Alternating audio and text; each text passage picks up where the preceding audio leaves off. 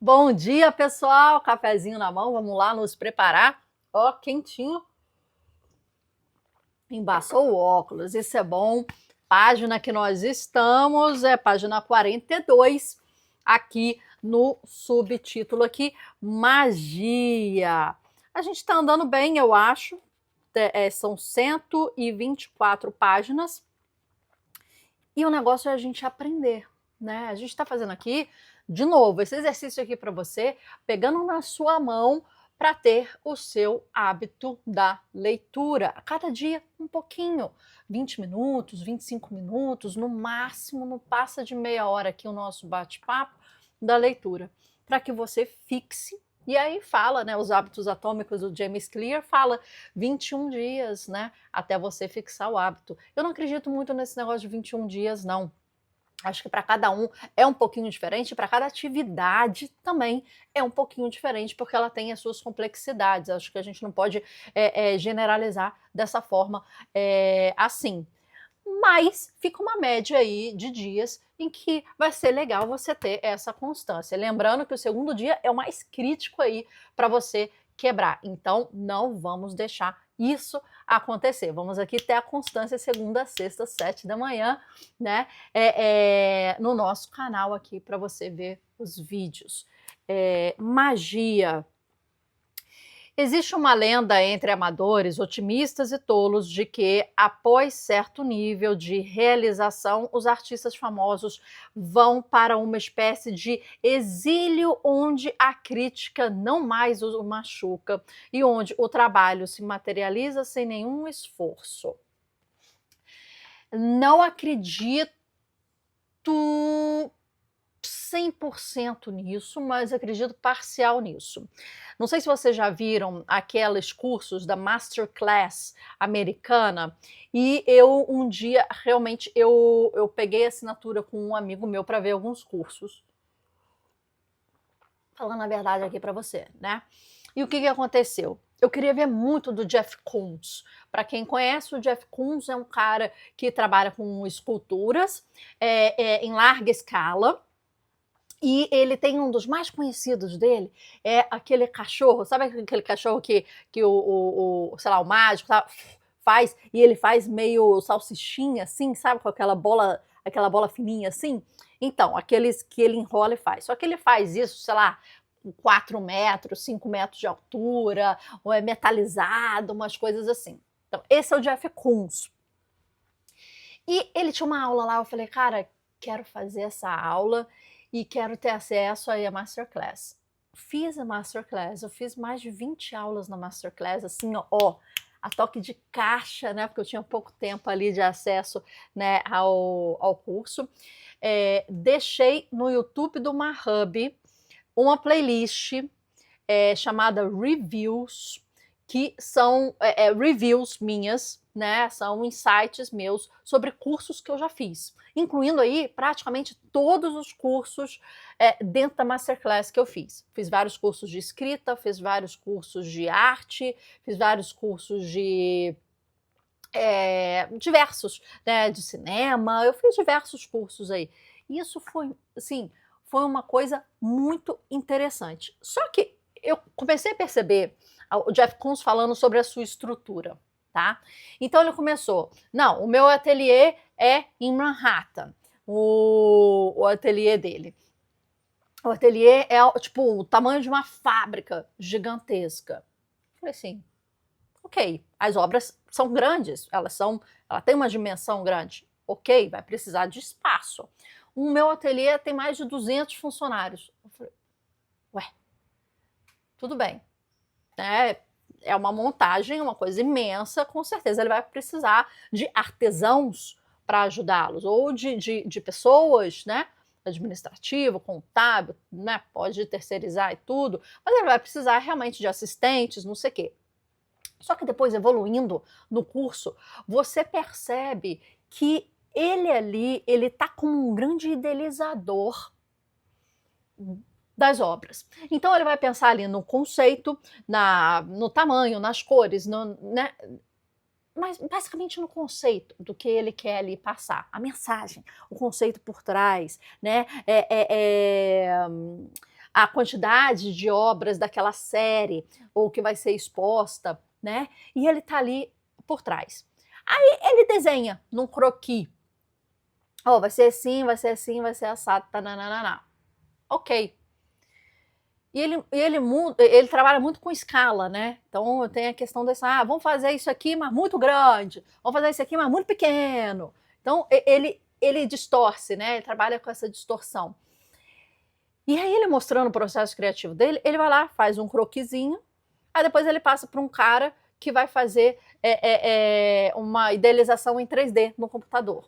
Aí depois esse cara passa para outro cara que vai fazer uma impressão em 3D daquela idealização. Tá? Então, um rabisco dele, um croquisinho dele num papel, depois vai virar um projeto gigantesco. Só que a ideação foi dele. Praticamente nada da execução, o cara quase que não bota a mão na obra. Ele tem a ideia e ele tem uma equipe gigantesca. E aí o outro cara vai fazer uma impressão em 3D de um protótipo pequeno. Aí vai entender. Aí ele vai olhar, né, como se fosse um gestor de um projeto, ele vai olhar e vai falar assim, gostei, não gostei, aumenta isso, diminui isso, alisa aqui, a cor não é essa, a cor é assim, a cor é assado, vamos fazer um estudo de cor. Tipo assim, e ele vai atuando como se fosse um gestor de um projeto ao longo que a obra é executada. Até o final, até ele ser o setor de qualidade final e dar o certificado de qualidade final da obra. Senão ele manda fazer tudo de novo. Mas ele tira dele o fazer, a mão na massa, entende o que eu tô falando? O fazer artístico. E aí sim, ele tá num tipo de exílio onde o trabalho se materializa sem nenhum esforço.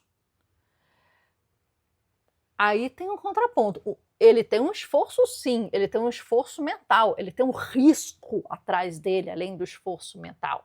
Quer dizer, se der ruim, ele está com uma folha de pagamento atrás dele, ele está com o nome dele lá em cima, o risco que ele coloca é muito forte, porque a estrutura dele ficou muito forte. Né? Aí pede lá da China para fazer alguma coisa, importa, exporta, pega material, né? Então, assim, é claro que isso há um risco, né? E aqui ele fala assim: o trabalho se materializa sem nenhum esforço.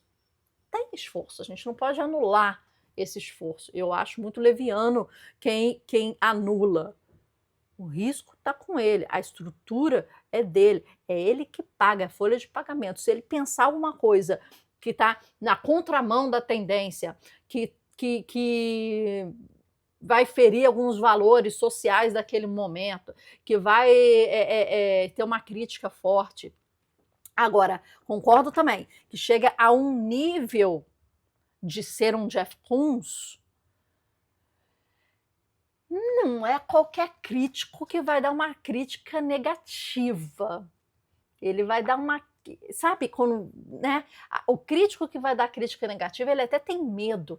Ele tem que estar em nível de Jeff Koons para ele dar uma crítica completamente honesta de Jeff Koons. Porque senão vai ser só crítica tapinha nas costas. Então, em certo ponto, até concordo isso. Mas vai ter crítico a nível de status, Jeff Koons, ou qualquer outro que vai querer isso.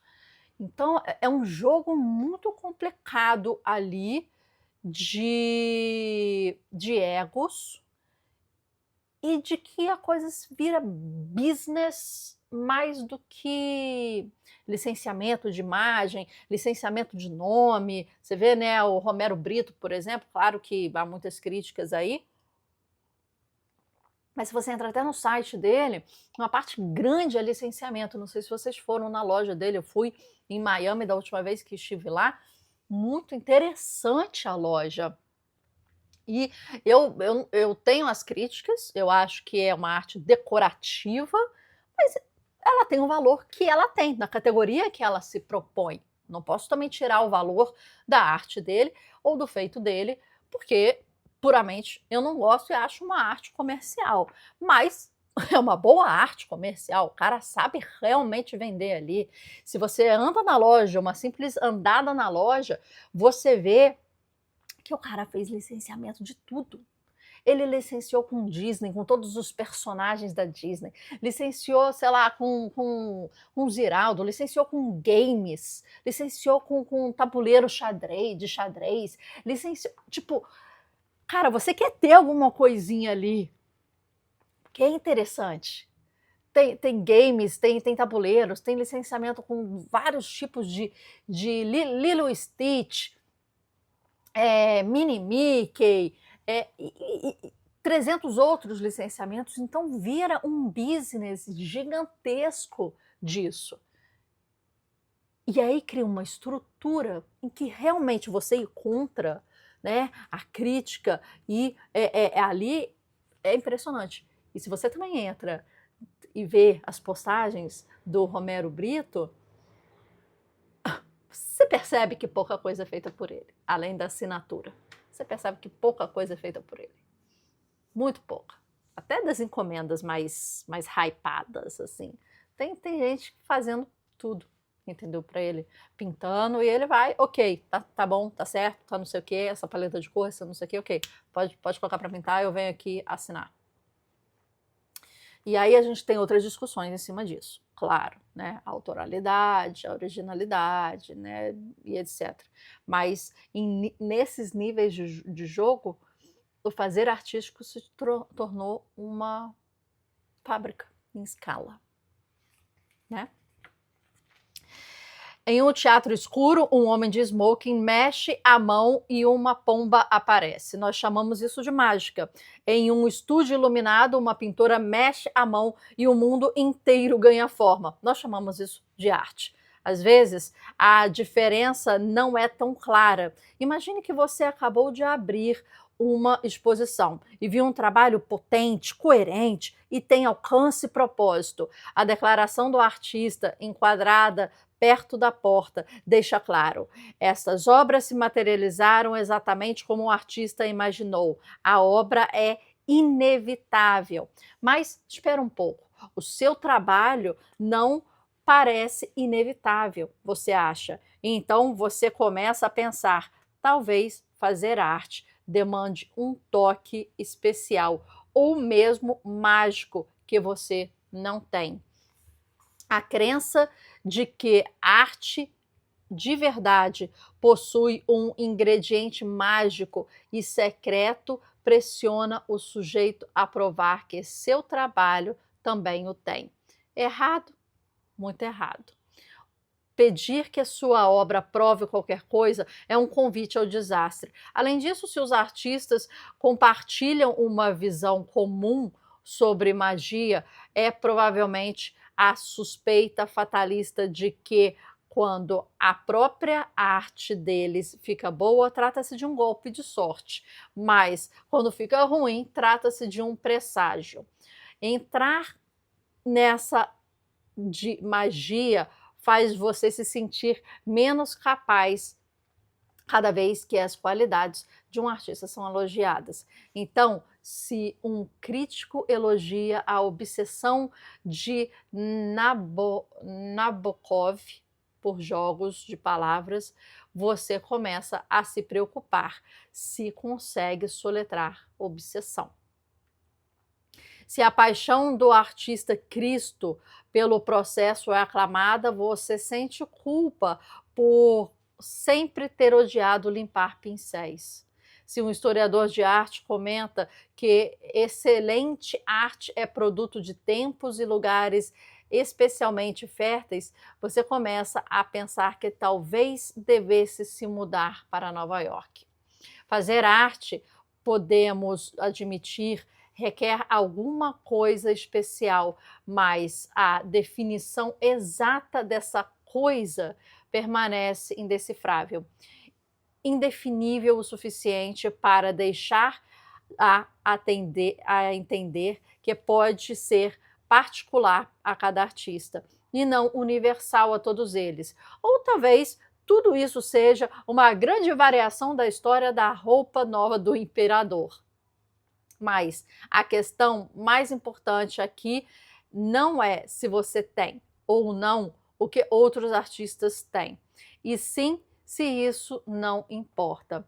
Veja lá o que os outros tenham, é algo de que precisam para criar o trabalho deles, e não ajudaria no seu trabalho, mesmo se você o fizesse. A mágica deles, não falta em você. Você não precisa dela, você não tem nada a ver com ela. Ponto final. Expectativas, página 44, vamos continuar. Pairando por aí, em algum lugar entre causa e efeito, entre o medo de si e o medo dos outros, estão as expectativas. Sendo uma das funções cerebrais superiores, como o nosso neocórtex modestamente se autodenomina, as expectativas fornecem um meio de misturar imaginação e cálculo. Mas o equilíbrio é delicado, inclina-se demais para um lado e sua cabeça se enche de fantasias inviáveis, inclina-se demais para o outro e você passa a vida organizando listas de tarefas por fazer. Pior ainda, expectativas facilmente se transformam em fantasias. Em uma recente oficina para escritores, o instrutor se esforçou de forma heróica para manter uma discussão centrada em temáticas sobre a técnica ainda não aprendida, enquanto o escritor, ainda não publicados, se esforçava igualmente para desviar o foco com perguntas sobre direitos autorais, direitos de adaptação audiovisual e sequências. Munidas de um pequeno vislumbre de realidade e certo nível de otimismo, expectativas nebulosas sussurram ao seu trabalho vai estourar e que vai se tornar fácil, que dará certo por si só. E, é verdade, de vez em quando o céu se abre e uma obra acontece sozinha. É fácil ter expectativas irreais, tanto por necessidades emocionais quanto pelas esperanças ou lembrança de períodos de deslumbramento. Infelizmente, expectativa baseada em ilusões levam quase sempre à desilusão. Mas eu acho que isso percentualmente é um número muito grande. Quando a gente bota expectativa e a gente excede nessa expectativa, a gente tende a romantizar as bases factuais que vão levar aquilo. E por isso a gente consegue fazer com as expectativas deem um salto, entende? Por outro lado, expectativas baseadas no trabalho em si são a ferramenta mais útil que um artista tem. O que ele precisa saber sobre sua próxima obra está contida na última. O que ele precisa saber sobre sua próxima obra está contida na última, como se a última obra fosse uma semente. E se a última obra não tem uma semente potente, a próxima já pode entrar num ostracismo ou num bloqueio criativo. Será? Será que se a última obra não é uma semente potente, próspera, fértil, e você não consegue elevar o seu nível, nem que seja um pouquinho, a próxima já está fadada a entrar num nível que te facilite bloqueios criativos. De repente essa é a causa. É a covardia da última obra. Olha. O lugar para aprender sobre seus materiais está no último uso que fez deles. O local para aprender a executar é a própria execução. A melhor informação sobre o que você ama se encontra no seu último contato com o que ama. Para falar de forma simples, o trabalho guia o artista, um guia completo, abrangente, uma enciclopédia ilimitada sobre ele mesmo. Não existe outro livro como esse. Ele é conclusivo. Não funciona para mais ninguém. As digitais do artista estão impressas em todo o seu trabalho e ele sabe como elas foram parar ali. Seu trabalho lhe comunica tudo sobre seus métodos, sua disciplina, suas forças, fraquezas, seus gestos corriqueiros, sua disposição para abraçá-lo. As lições que você deve aprender estão no seu próprio trabalho. Para enxergá-las é preciso apenas olhar para ele de forma clara, sem julgamento, necessidade ou medo, sem desejos ou esperanças, sem expectativas emocionais. Pergunte ao seu trabalho do que ele precisa, não do que você precisa. A seguir, deixe os seus medos de lado e ouça como um bom pai, uma boa mãe ouve um filho. Pronto. Paramos aí na página 45 e vamos entrar aqui na parte 4, medo dos outros, tá? No próximo dia. Pegar nosso marcador, você já sabe que a gente tem um marcador especial do Mabook Club para colocar aqui. E agora, isso foi muito interessante que ele falou, né? A semente para o próximo trabalho está no trabalho anterior.